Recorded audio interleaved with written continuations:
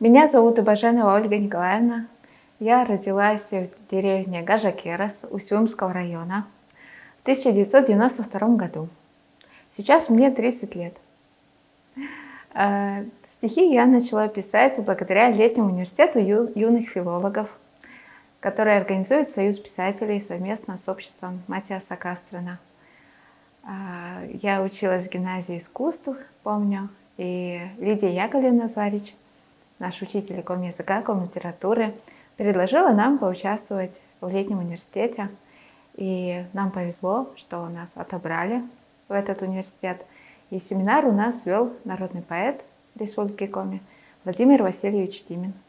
На первом же занятии он нам дал домашнее задание написать к завтрашнему дню стихотворение про времена года.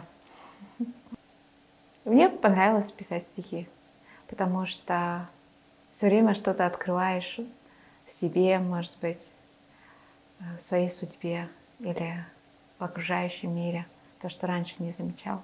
Когда подбираешь рифму, когда думаешь, о чем бы написать или как выразить чувства свои.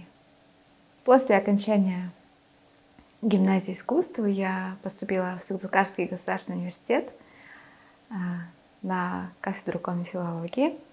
Закончила университет, поступила в аспирантуру. Закончила аспирантуру, поступила опять в университет преподавателем. И теперь я работаю в Сыктывкарском государственном университете преподавателем. Веду такие курсы, как современный коми-язык, финский язык, практикум по коми-языку, основы финно-угроведения и так далее. Кроме того, я написала диссертацию по лексической стилистике коми-языка, и теперь жду, когда можно будет поехать ее защищать.